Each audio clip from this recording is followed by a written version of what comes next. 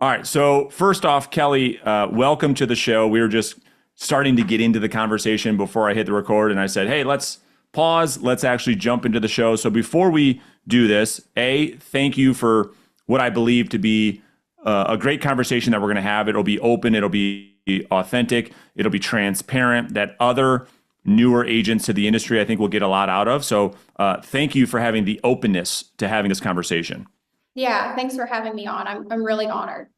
Yeah, for sure. So let's just kind of set the stage of this conversation and give the audience some context of how long have you been in the business and what market you work in. Yeah, so I'm a brand new agent. I actually got my license in November of last year. I'm in South Florida market, so specifically Fort Lauderdale, and this is actually a new area for me. My fiance and I, we just moved from Arkansas, which was our home state, to Fort Lauderdale in September of last year. Yeah, We just wanted a new challenge, a new area, and this was the perfect place for us. So. yeah, love it. Well, I don't know if you could have made it any harder on you, right? New to a very hard industry, brand new market, and the market you and your fiance choose is like one of the most competitive markets in the country in Fort Lauderdale. And so here we are. Nonetheless, here we Yeah. are. You're figuring it out. You're diving into this thing, and you said, "Okay, I'm going to figure this thing out," which is why I want to have you on the show. So let's start from the beginning. Mhm. I think a lot of people get into the business of selling real estate for many, many different reasons. And I'm sure yours will be different than a lot of others. What drew you to the business in the first place? Was your fiance already in the business and that's what draw you to the business, or how did that work? Yeah, so whenever I met him, he was already a real estate agent, and he was very successful at it. He was a top producer where we moved from, and I had been working at a job. I was an office manager at a veterinary clinic, so much different than what I'm doing now, but for several years, and it was getting mundane to me. I wanted a new challenge. I'm very much of the mindset of you're either growing or you're dying as a person. And so I wanted that new next thing it was gonna be a new challenge to me. And seeing him be so successful too, it just really persuaded me to get into this business. Yeah, it makes a ton of sense, right? And so there's a bunch of different ways on how you can grow a real estate business. I'm curious because the work that now you're doing with me, as far as in our coaching program, is one that I think is it's definitely the path of most resistance, but it allows you to build a business quickly, which is we're talking about direct outbound prospecting, doing work that a lot of people would say, "Oh my gosh, I don't know if I can do that." Before we get into that world, how is your fiance growing his business? I'm just kind of curious. Is he does he what is his approach to the business? Very much outbound prospecting as well. Yeah. Makes a And ton that's of how he sense. got to be a top producer in Arkansas. So it was really a no-brainer for me that outbound prospecting was the way I was going to go. Also because I'm a new agent, I have no money coming in at this point, right? Yeah. So it's also the cheapest way to get in direct contact with homeowners that have a desire, with expired listings, for example. So Yeah, I love it. So when you and maybe you knew this because you had a front row seat. I mean, your fiance was in the business. He's a top producer. He does this type of work. But I guess when you kind of have a behind the scenes look that most agents don't. Do you believe that most agents think that it's direct sales when they want to get in this business, or do you think that most agents have a fallacy of what they believe it to be, where it's going to be really sexy, really easy? They're going to make a ton of money, and they're not going to have to do any like real hard work as far as like you have to deal with a lot of rejection in our business. You've got to actually go out there and generate conversations. It's very difficult. We're going to talk a lot about that in a second. But do you believe, or did you have that? Or I know you had a little glimpse into it because you saw him doing his work, but do you believe most agents have a false expectation of what this business really is? Oh, yeah, for sure. And it's so funny because whenever I said I want to get my real estate license, he said, I'll support you in anything you want to do, but I'm telling you, you're going to really have to want to do this or it's going to be really hard and you're going to end up hating it. And Yeah. so, and he tells that to anybody who says, I want to get my license, because they see him, he's doing so well. And he's like, it's not easy. People don't come to you and say, oh, I want you to list my house. You have to go out there. You have to, be the person that gets in contact with them. And it is sales. And it's difficult, like from my perspective speaking, as somebody who's never been in a sales role. And some people will say real estate isn't sales, but from videos I've watched of you, I think you agree with me. It is 100% sales. So yeah. Yeah. It's so funny you say what you just said. It's like, you're right. Most people look at successful agents, they just see the outcome. They don't see, it's kind of like that picture of the iceberg that everyone has seen, where on top of it, you just see the money they make, the car they drive, the lifestyle they have. But beneath the surface, all the sacrifice, the discipline, the late nights, all the hard stuff that nobody sees. It's kind of like that, right? And so people think one thing, find out really quickly it's a whole nother.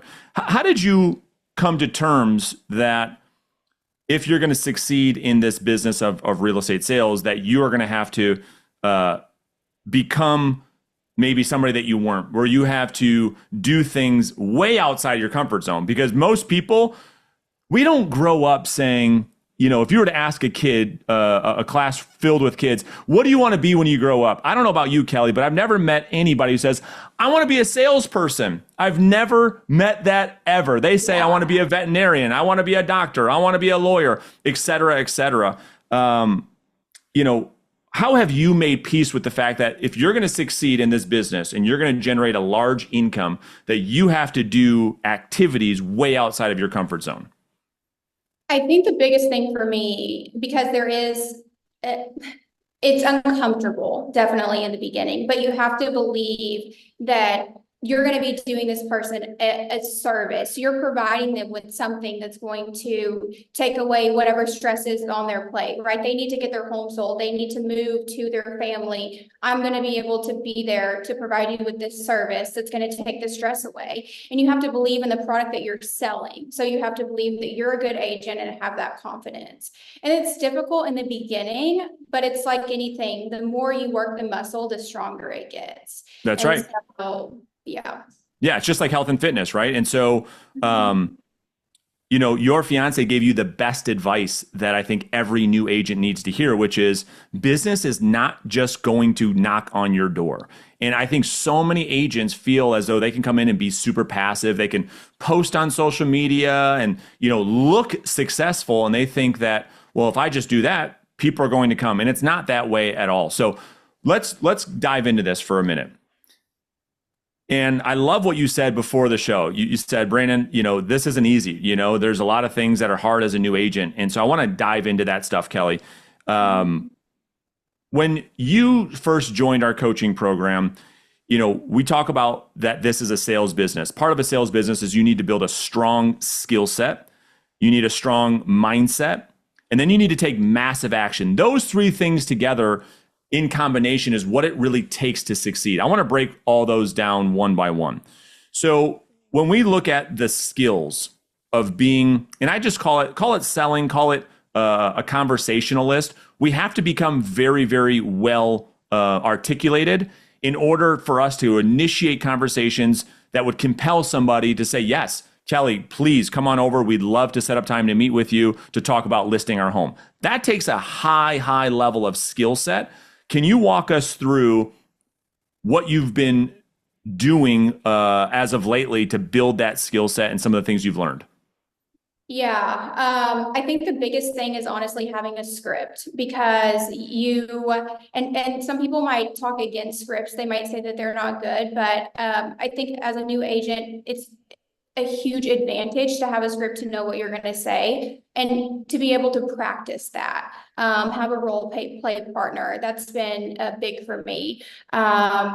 And just working on tonality and things. The skills aren't there in the beginning, and right now I'm still improving on my skills. And 6 months from now, I'm going to be way farther along than I am right now, but then I'll have other things that I want to improve upon. So I think just having that script has been what's provided me with the success that I've had because I have something that I can rely on. And is that giving you the confidence to actually make the call, to pick up the call? Because Yes. yeah, talk to me about that. Yeah, and something else that I've implemented too, I don't know if you've ever heard of this, but it's like called the 1, 2, 3 rule. So if I know what I'm gonna say, and I have everything that I need, I count to 3 and then I just do it. Because there's a lot of like guesswork. Oh, well, let me think about this. What if they say this? You just got to go ahead and do it no matter how you're feeling in the moment. And that's really got me to pick up the phone a lot more, especially in the beginning. No doubt. And it's a great mindset, right? I love the 1, 2, 3 mindset because you're right. We are really good at telling ourselves all kinds of stories on why we shouldn't do this thing. And we come up with all kinds of what I call creative avoidance. Well, maybe I've got to work on my website, and maybe I got to work on my business. Well, you know, my logo needs a little bit of work. We just try to find anything and everything to avoid doing what I believe is the actual work in our business, which is talking to people, finding people who need our help, to your point, and then meeting with those people that need our help, right? So it's prospecting and presenting. Prospecting and presenting. I mean, those are the only 2 things that we should be spending our time on. Yet, when you follow new agents around, those are the 2 things that they avoid like the plague. And they find anything else to keep themselves busy, and they avoid doing those 2 things. So, well, yeah, do you want to add something to that? Yeah. So that's actually, whenever I started my real estate career, that's exactly what I did from November to March. And I wish I could say, oh, I was a go-getter. I got my license and I immediately hit the ground running and I had all the confidence, because everybody who makes a podcast or says something about it, normally that's, what they say. They're like, oh yeah, from day one I started. I was the exact opposite.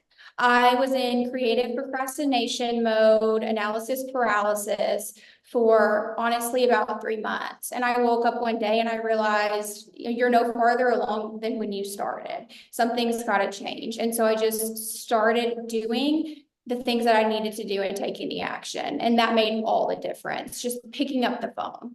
So how did you get yourself to do it? You see, because Kelly, the thing is, what I love that you just said that, because it's the truth. And every agent feels that way. You have the courage to come onto this podcast and admit the truth, which is what this thing's all about. But how did you get over that thing? How did you get yourself to pick up that phone when sometimes it feels 10,000 pounds? Was it because you have a strong why that maybe you want to talk about? Is it because you said, I'm curious on what was it that had you actually take the action? I think the uncomfortability that I was feeling of staying the same was too strong than just the uncomfortability of actually starting to take action and do what I needed to do. Having people ask me, oh, how's real estate going? And me being like, oh, well, I'm still learning. Like, you can only learn for so long, and then you just have to start doing. And so that became uncomfortable. And I'm very much, I set goals for myself. And so I want to see myself perform at a high level. And I knew that wasn't going to be possible if I just kept on the path that I was going. So I love it. Just made a change. I wish I could give you a more complicated answer than that, but I just woke up one day and I said, this isn't working. I want more for myself, and you're going to push yourself. Well, I think that's actually really powerful. I think that is phenomenal, actually. I think that what you're talking about is self-awareness, and most people not willing to look themselves in the mirror and tell themselves the truth. Because here, I'm going to say something that's going to make a lot of people that listen to this episode really mad, and it's the truth. I honestly believe, Kelly, that most people get into this business because they want to look successful, but they don't want to do the things that actually make them successful. And I mean it. There are people that get into this business because they have a huge ego and they just want to look and appear successful on the internet, but they have no interest in actually doing what it takes to actually be successful for real. Right. And so to your point, it's like Jim Rohn said, it's either you've had the pain of discipline or the pain of regret. And it sounds like you're like, nope, I want to walk the walk. I am going to actually create success. And so I think that's what's so unique about the story. So all that makes a ton of sense. Let's break into the actual business. So when we're spending a lot of time talking about, all right, you've got to actually initiate some conversations. I think a lot of agents say, okay, Kelly, Brandon, I get it. but who should I call? Who should I be talking to? What lead sources have you been focused on as a new agent, or what lead sources do you think make the most sense for new agents to focus on? Yeah, like I said, I'm all outbound prospecting. So new expireds, fresh expireds, I call those every single day. For sell by owners, I call every day. And then I also have a list of older expired. So within the last few months, and to be honest, I get most of my leads from my old expireds that I Sure. call. Yeah. Like I said, I'm in a highly saturated market. By the time 8:30 rolls around, I get people who pick up and they say, "Oh, you're the 35th caller that I've talked to this morning." So old expireds are big for me.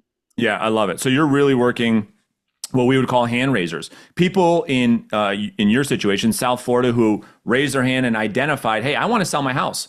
And so you said to yourself, well, if I'm going to do this type of work, I'm going to spend my time contacting those people who already have raised their hand and want to sell. Where are you getting that data from? Are you using a source to get that data? Yeah, I use Vulcan 7, so I have a single line dialer so that I use that makes it easier. Got it. Okay. So people are dying to know, and I always get questions. I get, I don't know, 50 or 100 messages on Instagram a day of like, what do I say? What do I say? What's the script? What do I say when they say that? All that kind of stuff. So what I'd like to do is, and we don't need to get into the entire script, Kelly, but of some of the things you've learned, what's helped you have these conversations with these homeowners? So there are two big, and I was actually thinking about this before I hopped on here today. There are two big things that really set me apart from the other callers whenever I'm reaching out to them. First off is the pattern interrupt. I can't tell you how many times I've said to somebody, before you hang up, and they start bursting out laughing because the 20 agents they talked to before me did not say that. And they're like, well, actually, I was about to hang up, but since you said that, what's your question? So that's huge. And it just kind of breaks the ice. It goes Sure. from you feel their resistance because you're a salesperson, they feel like coming at them, it immediately breaks that. And then you're just in a conversation. And then I would say probably the other thing that's been huge is just supporting the prospect's autonomy, going against the grain once again, instead of giving them all the reasons of why they should let me sell their house. Instead, it's, well, what, can you just stay put? I mean, why don't you just keep it, right?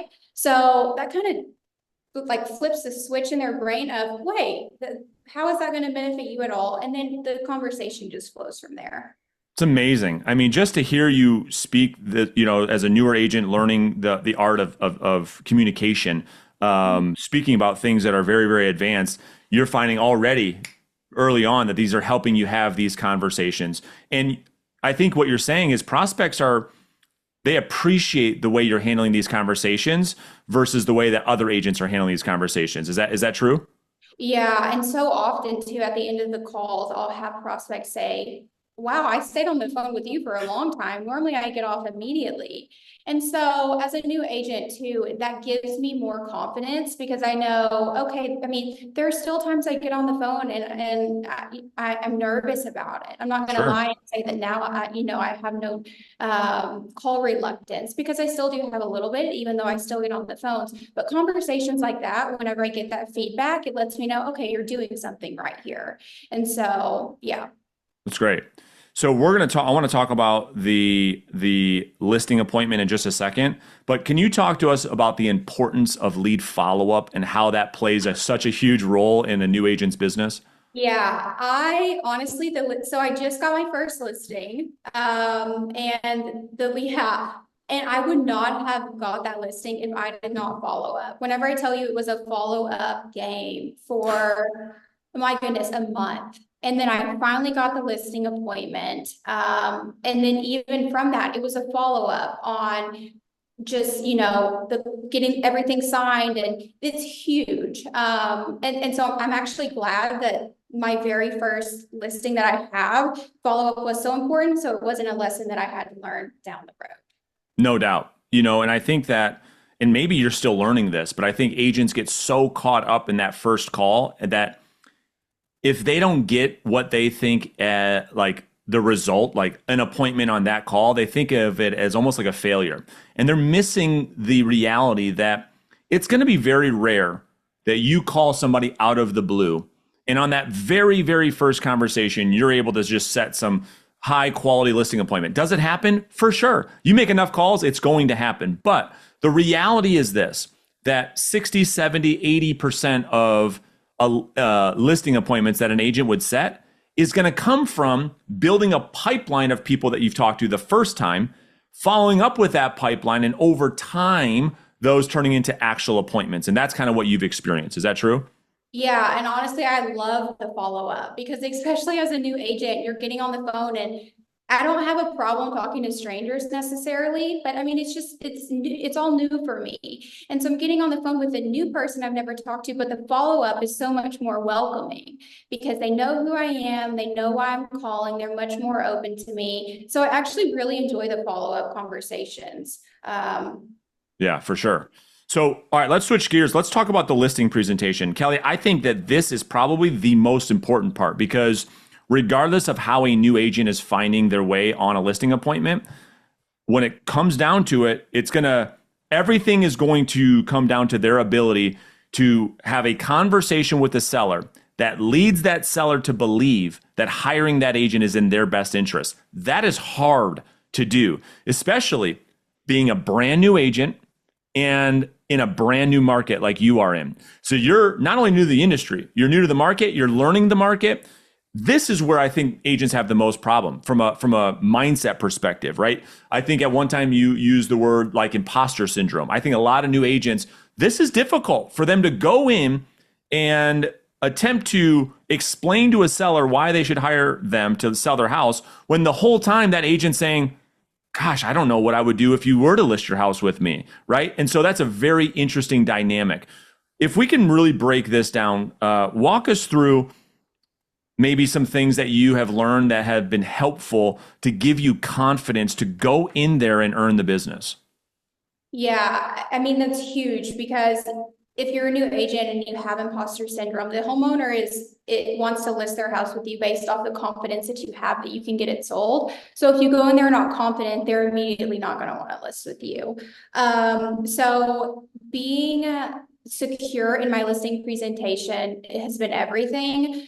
Spending the time beforehand to prep, to really learn the area, especially being in a new market. I want to know everything about any community, if you know, of where I'm looking at, but just being upfront and honest. I mean, specific things within the listing presentation, like setting the agenda, that's huge. Because not only does it kind of calm some of my nerves, but then it also calms the prospect nerves because they're nervous about, That's right. where it's gonna go. And so then that kind of sets me up for success, setting the agenda and just kind of communicating how that appointment is going to go. Yeah, I love it. And, you know, it feels like when we set the agenda, to your point, it makes everything go a lot better and makes the homeowner feel more comfortable, makes you feel more comfortable. Outside of setting the agenda, you know, if we were to look at the structure, at least that I teach agents in our program, right? We've got setting the agenda, then we get into the pricing presentation, and there's just a lot to that piece, right? Then we get into the value proposition, then we get into presenting the numbers, and then we get into the plan of action. When you think about all the things that you've learned that you display at a listing appointment, is there a part that you like the most aside from setting the agenda? Like if you were to break open any of those other pieces for us? Yeah, I would say probably the pricing presentation because of Mine all the too. research and things that I do beforehand to get ready for that. I feel very confident once I get to the pricing presentation, knowing how to price property too. That's definitely not something that you learn whenever you're going through your education to get your Right. real estate license. They don't teach you how to price property. So knowing that you're pricing properly, correctly, having somebody to teach you how to do that, that's huge, and feeling confident in that. Yeah, for No sure. doubt. Mine too. Mine too. I think for me, I just feel like the pricing presentation is our greatest opportunity to demonstrate our expertise to the seller and get them to see, wow, okay, this is what I'm actually hiring. This is what I'm buying. And so when we go through that, we don't have time to do all that today, but when we go through our pricing presentation that you've learned, I think that's a great way to demonstrate your expertise. So, Yeah. you know, I guess let me ask you this. I'll ask this two ways. First, I want to get your advice for agents that are maybe new to coaching with me. can you give those people advice on how to go through the work that you've been doing with me to get to a place where they're confident, get to a place where they feel comfortable doing the things that they're learning to do? What advice would you have for people that are joining the inner circle maybe right now? I can't speak for everybody, but I can say that imposter syndrome is real. And unfortunately, most people don't talk about it. You have to show up as the person that you want to be in 4 years from now, 1 year from now. You have to show up as that person today. And it's difficult because you think, oh, I'll make the calls tomorrow. Oh, I need to learn this first. You just have to take the first step and just start acting like that person that you want to be, because you see everybody else within the community. They're, getting 4, 5, 6 listings, and you think, well, why can't I do that? But we all start at zero, Yeah. nothing, and then we build up. So just being confident, comfortable with where you're at, and going from there. Yeah, makes total sense. I love it. And then, the other thing is, if you could go back to November last year and get your license over again, what would you do differently, knowing what you know now? I would not just procrastinate for 4 months, 3 months. Yeah. I would start taking action. I would not let my emotions dictate what I do or what I don't do. I would be more meaningful with my time. Yeah, I mean, those are a few things that I would definitely do differently. I wish I could go back and do them differently, but I can't. So new agents that are watching this, please don't do what I did, and just go ahead and start and do everything whenever you're supposed to right off the bat. Yeah, I love it. I love it. And then lastly, you know, learning what you've learned, knowing what you know now, as you look ahead, so you don't make the same mistake over again. What are some of the goals that you have maybe for the next, year or two in this business, in this new market? What are some of the things you want to accomplish? Well, I want to start taking at least one listing a month. I mean, there's so much opportunity here. I definitely think that that's obtainable.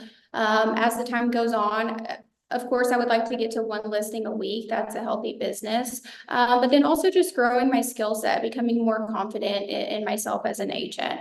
Yeah, that's phenomenal. Well, Kelly, listen, I've got a page full of notes. I'm sure the audience does too. So again, I want to thank you for doing this, because you didn't have to. Like, you're busy, we're all busy, and so the fact that you're willing to do this, be vulnerable, be open, so other people can learn. I want to thank you for that. Yeah, thank you for having me on.